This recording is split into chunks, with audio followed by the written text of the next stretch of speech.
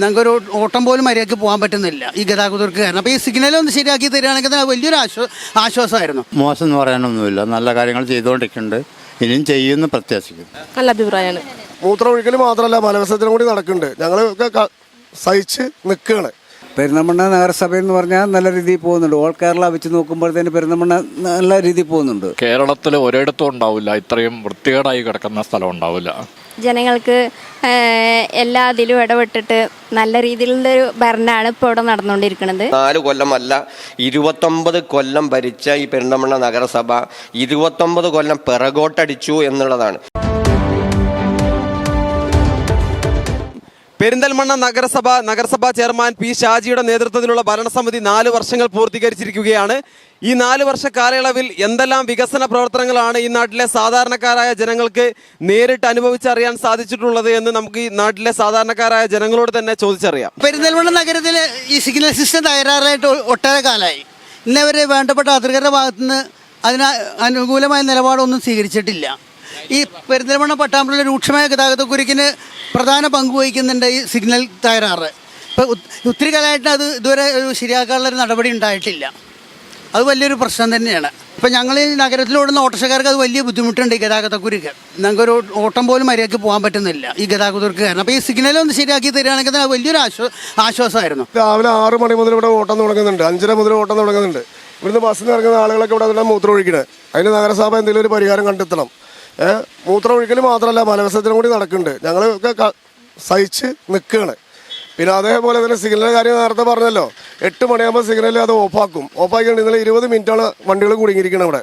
അതിനൊക്കെ ഒരു പരിഹാരം നഗരസഭ കണ്ടെത്തണം. നല്ല ഒരുപാട് മാറ്റങ്ങളുണ്ട്. ഇപ്പോൾ പെരിന്തൽമണ്ണ നഗരത്തിൽ തന്നെ 2-3 ബ്യൂട്ടി സ്പോട്ടും കാര്യങ്ങളൊക്കെ ആയിട്ട് നല്ല രീതിയിലാണ് ഭരണം മുന്നോട്ട് പോകുന്നത്. മലപ്പുറം ജില്ലയിലെ നമ്പർ 1 ടൗണാണ് പെരിന്തൽമണ്ണ.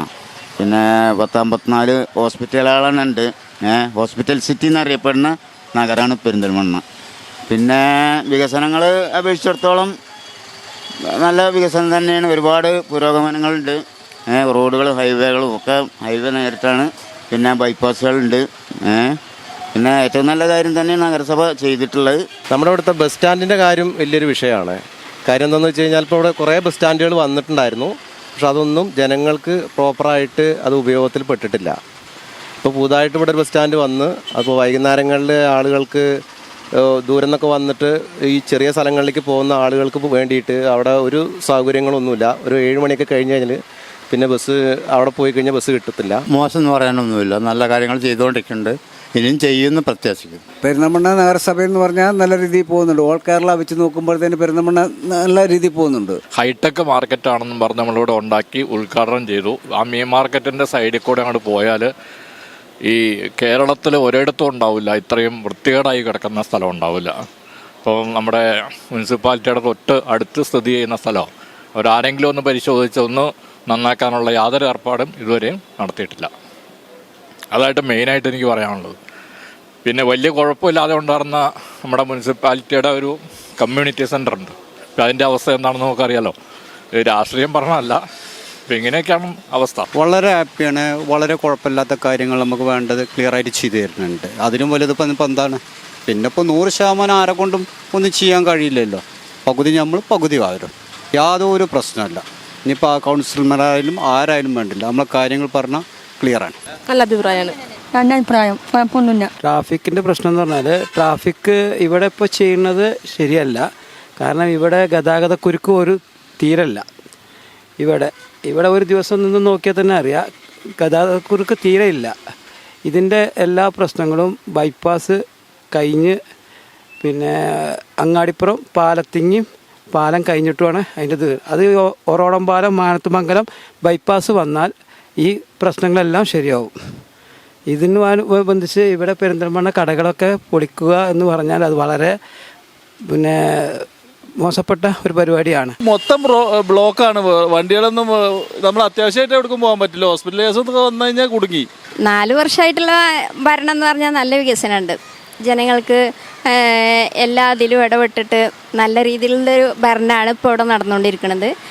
ജനങ്ങൾക്ക് വലിയ ബുദ്ധിമുട്ടൊന്നുമില്ല. ഈ ഭരണത്തോട് നല്ല കാഴ്ചപ്പാടാണ്. വാഹന ഗതാഗതത്തിന് ഭയങ്കര ബുദ്ധിമുട്ടാണ്. ഈ ആട്ടോയിലും 2 വീലറിലൊക്കെ പോകാൻ ഭയങ്കര ബുദ്ധിമുട്ടാണ്, കുണ്ടും കുഴിയായിട്ട്. പൈപ്പ് ലൈൻ പൊളിച്ച് കഴിഞ്ഞാൽ അത് നേരാക്കില്ല. അങ്ങനത്തെ വേറെ പ്രശ്നങ്ങളൊക്കെയാണ്. അതായത് അപ്പപ്പോൾ ഓരോന്നും ചെറിയ ചെറിയ പാച്ച് വർക്ക് അപ്പപ്പോൾ ചെയ്തിട്ടുണ്ടെങ്കിൽ എല്ലാവർക്കും ഈസി ആയിരിക്കും. അല്ലാതെ നഗരസഭയുടെ എല്ലാ പ്രവർത്തനങ്ങൾക്കും നമ്മൾ ഒരു എതിരുമില്ല, നല്ല കാര്യങ്ങളാണ് ചെയ്യുന്നത്. പെരിന്തൽമണ്ണ നഗരസഭ പ്രതിപക്ഷ നേതാവ് പച്ചേരി ഫാറൂഖ് നമ്മോടൊപ്പം ചേരുകയാണ്. കുറച്ച് ദിവസങ്ങൾക്ക് മുമ്പാണ് നഗരസഭാ ചെയർമാനുമായി ഞങ്ങൾ സംസാരിച്ചിട്ടുള്ളത്. 4 വർഷങ്ങൾ വികസനത്തിന്റെ പാതയിൽ തന്നെ പുരോഗമിച്ചിട്ടുണ്ട്, അത് പൂർത്തിയാക്കാൻ സാധിച്ചു എന്ന് അദ്ദേഹം ഒരു ആത്മവിശ്വാസം പ്രകടിപ്പിച്ചിട്ടുണ്ട്. എങ്ങനെയാണ് ഈ ഒരു സാഹചര്യത്തെ പ്രതിപക്ഷം നോക്കിക്കാണുന്നത്? എന്താണ് പ്രതിപക്ഷത്തിന്റെ ഒരു അഭിപ്രായം? ഇപ്പോൾ കഴിഞ്ഞ ആഴ്ചയാണ് പെരിന്തൽമണ്ണ നഗരസഭയുടെ ഈ 6ാമത് കൗൺസിലിൻ്റെ ഭരണസമിതി ഏറ്റെടുത്ത 4ാം വാർഷികം ബഹുമാനപ്പെട്ട ചെയർമാൻ കൗൺസിൽ ഹാളിൽ വെച്ച് കേക്ക് മുറിച്ച് വളരെ സന്തോഷം പങ്കുചേർന്ന ആ ദിവസത്തിൽ ആഘോഷിച്ചു. ഈ 4 വർഷം എന്ത് പെരിന്തൽമണ്ണയിൽ നടന്നു എന്നുള്ളത് കൃത്യമായി ചെയർമാൻ ഒന്ന് നമ്പർ ഇട്ട് പറയാൻ കഴിയുമോ എന്നുള്ളത് ഞാൻ ചോദിക്കുകയാണ്. ചെയർമാനും ചോദിക്കുകയാണ്, പെരിന്തൽമണ്ണയിലെ പൊതുസമൂഹത്തോടും ചോദിക്കുകയാണ്. ഈ 4 വർഷമല്ല, 29 വർഷമായിട്ട് പെരിന്തൽമണ്ണയിൽ CPMൻ്റെ നേതൃത്വത്തിലുള്ള ഇടതുപക്ഷമാണ് ഭരിക്കുന്നത്. ഈ 29 കൊല്ലം ഭരിച്ച പെരിന്തൽമണ്ണയിൽ ഇന്നും അടിസ്ഥാന സൗകര്യങ്ങൾക്ക് പരിഹാരം ഉണ്ടാക്കാൻ കഴിഞ്ഞിട്ടില്ല എന്നുള്ളത് വളരെ ഖേദകരമാണ്. ഇപ്പം ഈ മലപ്പുറം ജില്ലയിൽ ഈ നഗരസഭ മാത്രമൊന്നുമല്ലല്ലോ, ഒരുപാട് നഗരസഭകൾ ഞങ്ങൾക്ക് ഉദാഹരണമായിട്ട് പറയാം. മലപ്പുറം നഗരസഭ ഇപ്പോൾ കേന്ദ്ര ഗവൺമെൻറ്റിൻ്റെ ഏകദേശം 50 കോടി രൂപയോളം കേന്ദ്ര ഗവൺമെൻറ് ഫണ്ട് ഉപയോഗിച്ച് ഒരുപാട് അടിസ്ഥാന സൗകര്യങ്ങൾ അവിടെ നിന്ന് വർക്ക് ചെയ്തുകൊണ്ടിരിക്കുകയാണ്. ഈ 4 കൊല്ലം കേന്ദ്രത്തിൻ്റെ ഏതെങ്കിലും ഒരു ഫണ്ട് ഉപയോഗിച്ച് ഏതെങ്കിലും ഒരു വർക്ക് ചെയ്യാൻ കഴിഞ്ഞോ എന്നുള്ളത് ഞാൻ ചോദിക്കുകയാണ്. രണ്ടാമത്, സംസ്ഥാന ഗവൺമെൻറ്റിൻ്റെ ഏതെങ്കിലും നല്ല ഒരു ഫണ്ട് ഉപയോഗിച്ച് ഈ പെരിന്തൽമണ്ണ നഗരസഭയിൽ ഏതെങ്കിലും ഒരു വർക്ക് ചെയ്തതായിട്ട് നിങ്ങൾക്ക് കാണിച്ചു തരാൻ കഴിയില്ല. വെല്ലുവിളിക്കുകയാണ് ചെയർമാന്. ഈ 4 കൊല്ലം പെരിന്തൽമണ്ണ നഗരസഭയിൽ ഏതെങ്കിലും ഒന്ന് എടുത്തു പറയത്തക്ക ഒരു വികസന പ്രവർത്തനങ്ങൾ പെരിന്തൽമണ്ണയിൽ നടന്നതായിട്ട് ചെയർമാനെ ചൂണ്ടിക്കാണിക്കാൻ കഴിയില്ല എന്ന് വ്യക്തമാണ്. അതിലൊരു പ്രതിപക്ഷ കൗൺസിലർ എന്നുള്ള നിലയ്ക്ക് ഈ 4 കൊല്ലം ഞാൻ അതിൻ്റെ ഉള്ളിൽ ഉണ്ടായിട്ടുണ്ടല്ലോ. പല ഘട്ടങ്ങളിലും ഞാനത് ആവശ്യപ്പെട്ടിട്ടുണ്ട്, ചോദ്യം ചെയ്തിട്ടുമുണ്ട്. ഈ 4 കൊല്ലത്തിൻ്റെ ഉള്ളിൽ കഴിഞ്ഞ ഭരണസമിതി തുടങ്ങി വെച്ച പ്രധാനപ്പെട്ട 4 പ്രൊജക്റ്റുകളുണ്ട്, വലിയ പ്രൊജക്റ്റുകൾ. ആ പ്രൊജക്റ്റുകൾ ഇന്നും സ്മാരകമായി കാട് പിടിച്ച് കിടക്കുന്ന കാഴ്ച നമുക്ക് കാണാൻ കഴിയും. ഒന്ന്, നിങ്ങൾക്കറിയാം, നെഹ്റു സ്റ്റേഡിയത്തിൻ്റെ തൊട്ടുള്ള ടൗൺ ഹാള്, അത് വലിയ പ്രയാസമില്ലാതെ നടന്നു വന്നിരുന്ന സാധാരണക്കാർക്ക് ചെറിയ വാടകയ്ക്ക് അവരുടെ കുടുംബപരമായിട്ട് കല്യാണങ്ങളും സൽക്കാരങ്ങളും രാഷ്ട്രീയ പാർട്ടികൾക്ക് അവരുടെ മീറ്റിങ്ങുകളൊക്കെ ചെറിയ സംഖ്യക്ക് നടത്താൻ പറ്റുന്ന ഒരു ടൗൺ ഹാള് പൊളിച്ചു നീക്കി ഏകദേശം 5 വർഷം പിന്നിട്ടു. ഇന്ന് അത് ആ ഘട്ടത്തിൽ തന്നെ, ആ 4 കൊല്ലം മുമ്പ് എങ്ങനെയായിരുന്നോ ആ ഘട്ടത്തിൽ തന്നെ ഒരു ഇഞ്ച് മുന്നോട്ട് പോകാൻ കഴിഞ്ഞിട്ടില്ല എന്നുള്ളതാണ്. രണ്ടാമത്തത്, ഇവിടെ കുട്ടി ആഘോഷിച്ച് രാജ്യത്ത് തന്നെ ഏറ്റവും മാതൃകാപരമായ ഒരു ടൗൺഷിപ്പാണ് ഈ ഹൈടെക് മാർക്കറ്റ് കോംപ്ലക്സ്. ആ ഹൈടെക് മാർക്കറ്റ് കോംപ്ലക്സിൻ്റെ അവസ്ഥ ഇന്ന് എന്താണ്? നിങ്ങൾ പോയി ക്യാമറയിൽ പകർത്തേണ്ട ഒരു സംഗതിയാണത്. അവിടെ വളരെ പ്രയാസകരമായ സാഹചര്യത്തിൽ, ഒന്ന്, അവിടെ ബിസിനസ് നടക്കുന്നില്ല. 2, അവിടെ മത്സ്യവും മാംസവും വിൽക്കുന്ന കച്ചവടക്കാരുടെ മാലിന്യം, അത് സംസ്കരിക്കാൻ കഴിയാത്ത രീതിയിൽ അവിടെ ഒരു ഭയാനകമായ ഒരു ആരോഗ്യ പ്രശ്നം നിലനിൽക്കുന്നുണ്ട്. ഇതിനൊന്നും നഗരസഭ ഒരു പരിഹാരം ഉണ്ടാക്കിയില്ല എന്ന് മാത്രമല്ല, അവിടെ പണി പൂർത്തീകരിച്ച കട റൂമുകൾ പോലും 40, 50, 60% കടകൾ പോലും ഇന്നും തുറക്കാൻ കഴിയാതെ കിടക്കുകയാണ്. എന്തിനു തുറക്കുന്നു? ഒരു രൂപയുടെ കച്ചവടം നടക്കാൻ കഴിയാത്ത ഒരു സ്ഥാപനത്തിൽ എന്തിനാണ് ഭീമമായ സംഖ്യ ചെലവഴിച്ച് കച്ചവടം നടത്തുന്നു എന്നാണ് കച്ചവടക്കാരുടെ ചോദ്യം. ഒപ്പം തന്നെ അവിടെ 2ാം ഘട്ട മാർക്കറ്റ് കോംപ്ലക്സിൻ്റെ വർക്ക് എവിടെ വരെ എത്തി എന്നുള്ളതൊക്കെ നിങ്ങൾക്ക് നേരിട്ട് അവിടെ പോയി ചിത്രീകരിക്കാൻ നമുക്ക് കഴിയും.